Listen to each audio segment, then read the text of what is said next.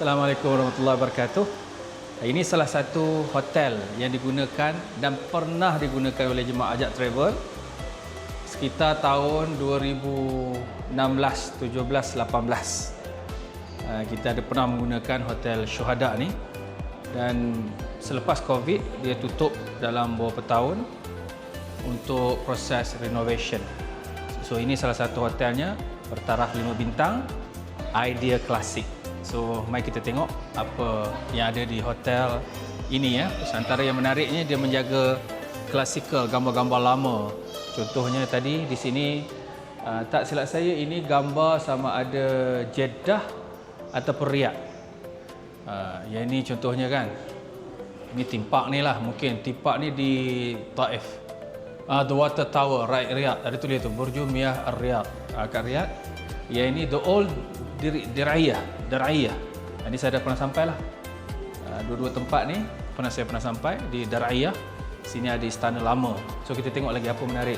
Ini gambaran juga di mana ni, dia tak tulis, tapi saya rasa area Riyadh juga. Ada pasir, kawasan pegunungan macam safari. Di Jeddah pun ada, di Riyadh pun ada. Sangat menarik. Itu Riyadh, bandar Riyadh tu. Landmark Riyadh yang sangat terkenal, menggambarkan wanita memakai abayah. Tu wanita memakai abayah.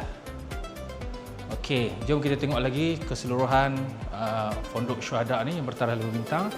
Classical. Ini menggamit balik kenangan kami membawa jemaah Ajak Travel satu ketika dahululah, sebelum adanya banyak hotel-hotel yang bertaraf 5 bintang sekitar Masjidil Haram. So di sini ada coffee house.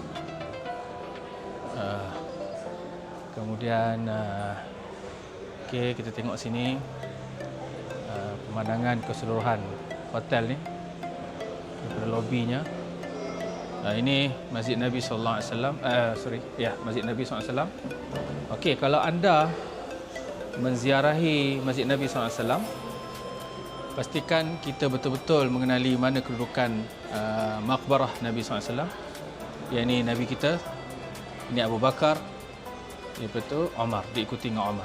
Ya, ada ditulis Muhammad bin Abdullah, ni Muhammad bin Abdullah, ni Abu Bakar Siddiq, yang ini Umar ibn Khattab, Umar al-Faruq.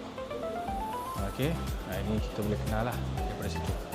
So boleh nampak sini apa yang ada di sini. Kalau tuan-tuan nak merasai makanan untuk santai-santai, sini ada pizza, ada makarona, ada pelbagai shawarma, sandwich dijual di sini. So ada kelengkapan untuk family, dan ada barber shop, ada massage untuk lelaki dan wanita.